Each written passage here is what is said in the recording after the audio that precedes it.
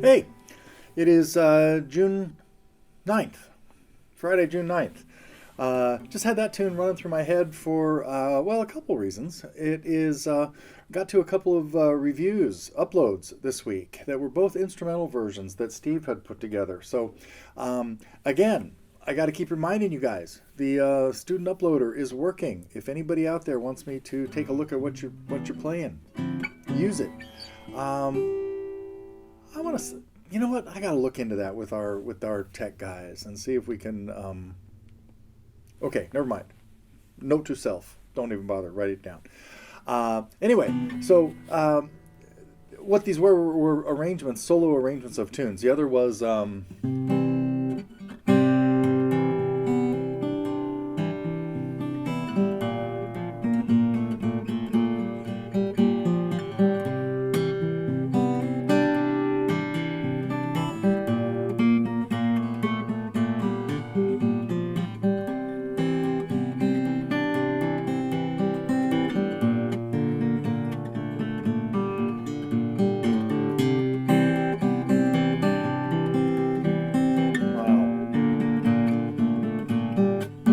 Just broke my rule.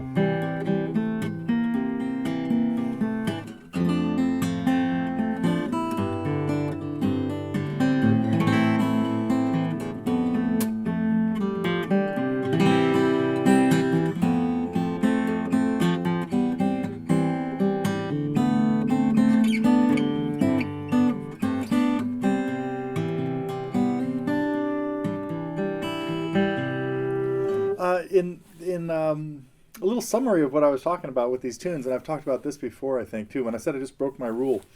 I started playing the melody there, to this, of course, If You Could Read My Mind, and I wasn't thinking of the words. I was kind of messing around with the melody, and I ended up playing something that was more like the introduction, which is a little bit longer than the melody, which is, if you're trying to play it, if you're putting together an instrumental arrangement of a song, my usual MO or advice is kind of imagine you're singing the song and get the syllables right. For example, I've used this example at least a couple times before, in an arrangement of Can't Buy Me Love.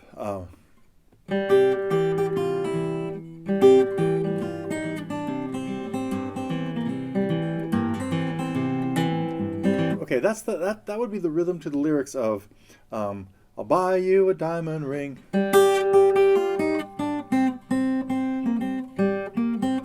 Well, later on, we hear a verse that goes.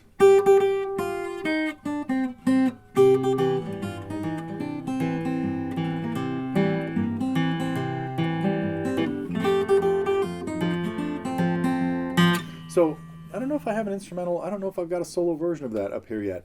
I guess I should research these things before I start talking about them. But anyway, part of my advice to Steve was make sure you're singing, you're mimicking the melody, which for example, back to If You Could Read My Mind, the first verse we have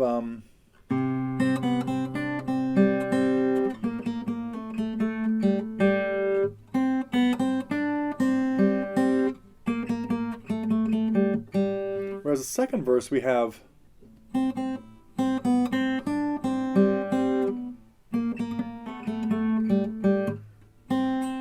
Oh, the one about the bookstore.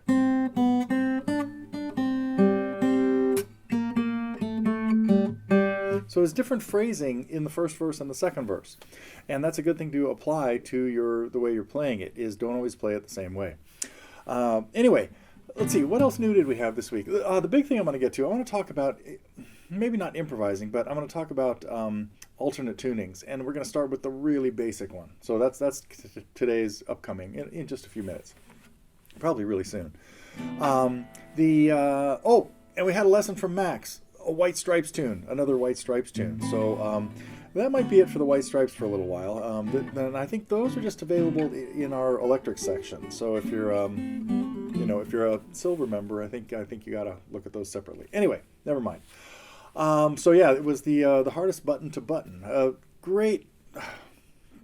Just a great riff tune, cool little riffs that those guys that Jack White and crew came up with in a lot of neat things. So let's see what I had to play some. I did this last week. Never mind. Don't play On the Horizon. I already did that, right? But let's see.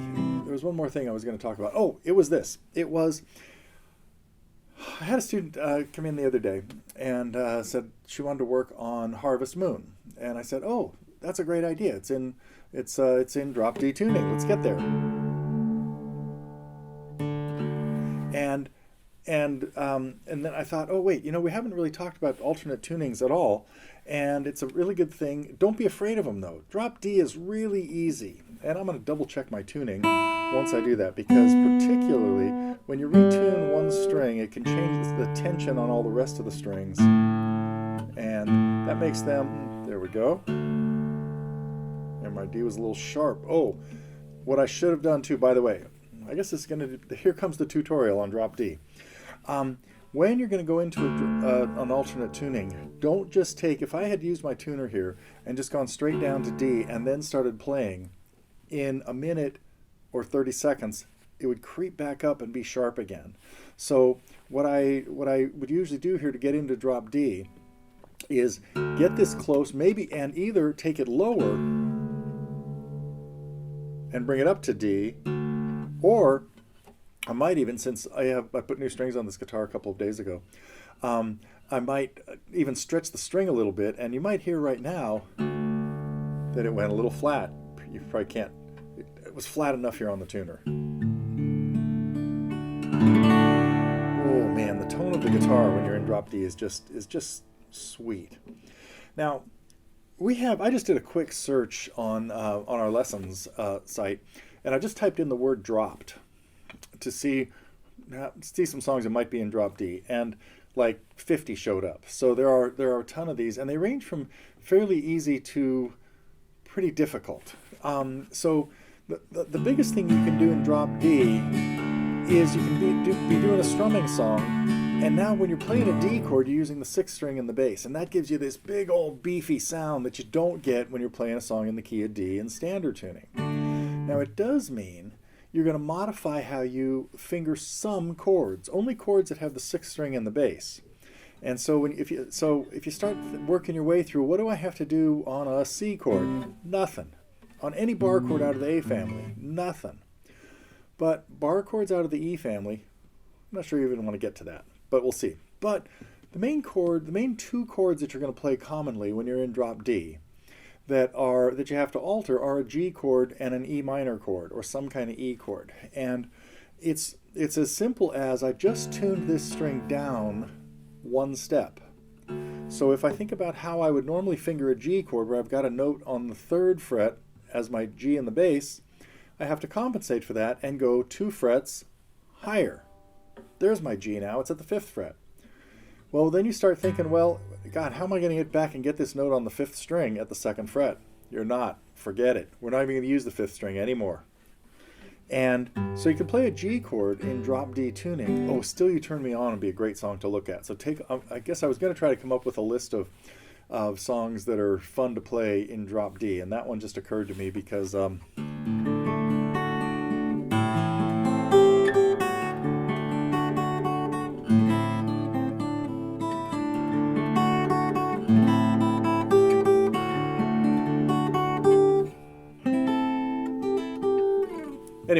Some really cool chords in Greg Lake's tune, Still You Turn Me On. But the G chords, you just have to play the G and the bass on the 5th fret of the 6th string and the high G on the 3rd fret of the E string. And if you want to strum it, it's fine, because chances are your 3rd finger will kill the 5th string anyway. So it's really easy to just make sure your 3rd finger's on, not as clean as you might like sometimes, and kill the 5th string. The other chord you have to alter is E minor. And same thing, you can take the 5th string out of the equation if you're finger picking.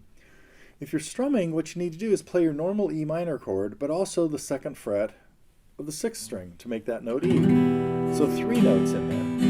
Now the song that created this with my student was Harvest Moon.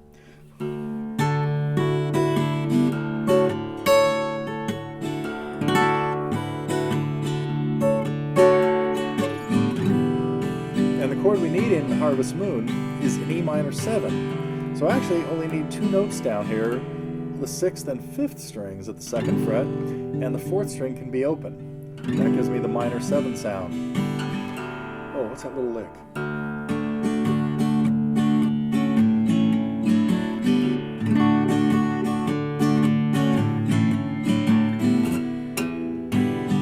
Great chord progression. The E minor 7. I guess I'm going to teach the whole lesson right now.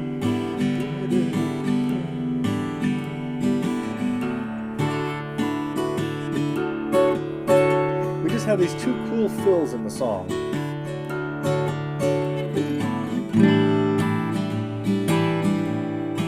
And an A7 sus. Oh, I forgot there was a G chord. I just skipped ahead. And of course, I don't have to do anything different with these chords, but it lets me hit that low D in the bass.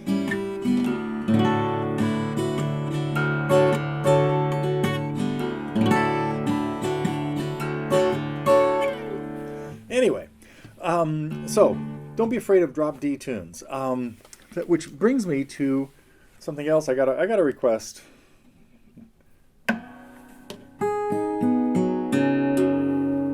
When you put a capo on, regardless of the tuning, double check the tuning too before you start playing. Oh, it's buzzing. My capo wasn't tight enough. Let's try that again. Okay. There's a reason I'm going to the 4th. I have another student working on a tune that I have had a lesson on up for years. It was in what I would consider a little more exotic tuning. It was in a drop C tuning, which was not how it was originally done.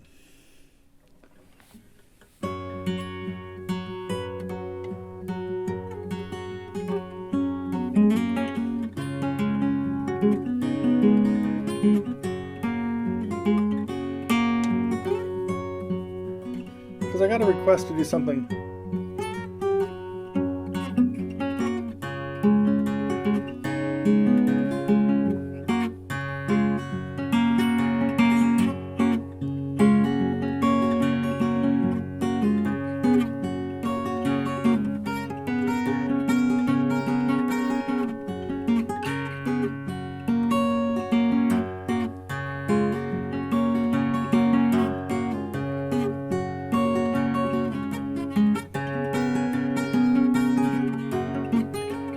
I forgot where I was supposed to go there.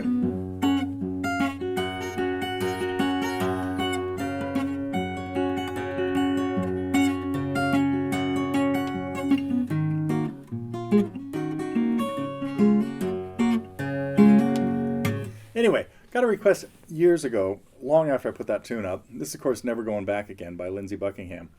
And I'd modified the tune like a lot of other people had done, to be a little easier to play and not have some of these nasty stretches, like that one.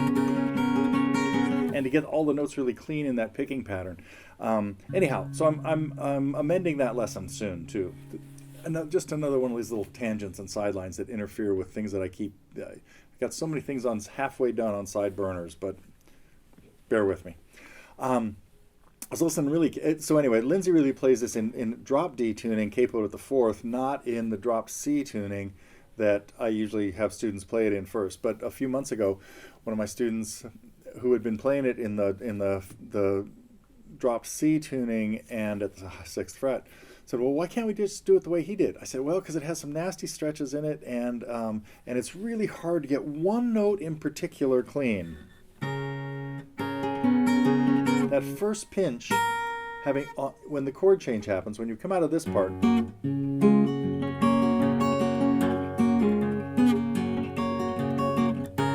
that note, getting that note pinched and clean, going into this little cascading run, etc., is really hard. And watched a few live videos of Lindsay playing it, and he never even tried to get that first note clean. He always settled for this.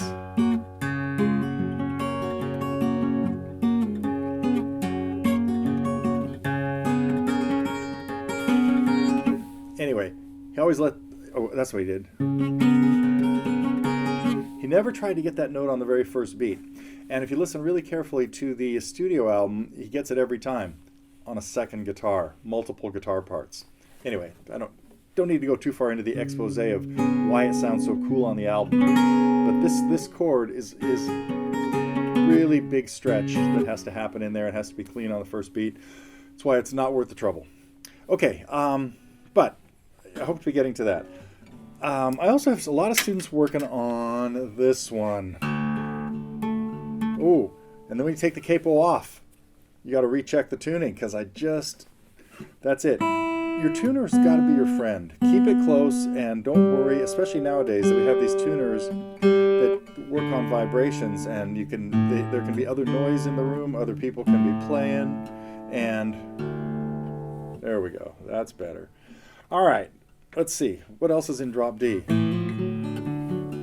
The Entertainer. I'm not going to go into that one right now.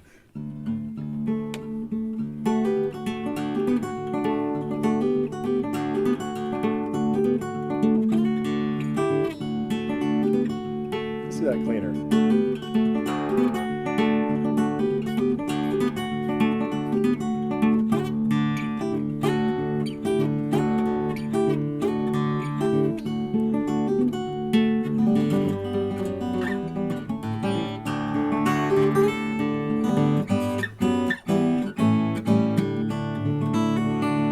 Everybody I've ever had work on this has a heck of a time with this part.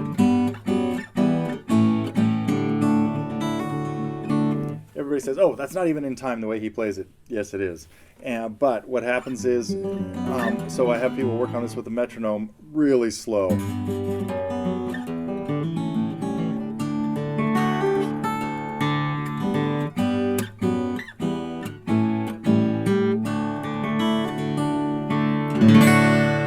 Anyway, okay, I think, so you can take anywhere where the end of this drop D story is you can go anywhere from really easy stuff like, well, I don't want to throw Harvest Moon into really easy, but there are some ton of John Denver songs in drop D. Anyhow, just search for dropped under the lesson thing, and you'll all kinds of stuff will come up. Don't be afraid of drop D. It can be your friend. It's really fun. One of my tunes is in, actually quite a few of mine are in drop D, and I played this before. I'll end with a little bit of Cobble Creek.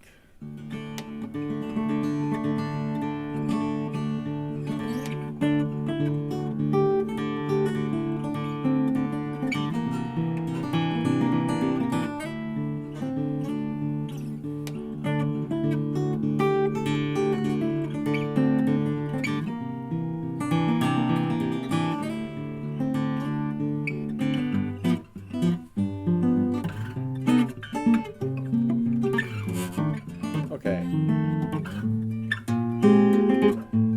Should have practiced.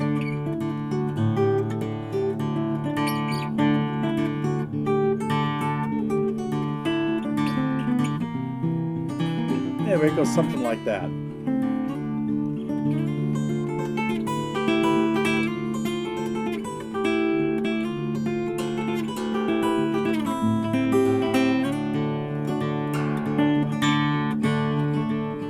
But just the sound of the guitar, those two D's rumbling in the bass. water rolling over the stones of Cobble Creek. See you next week.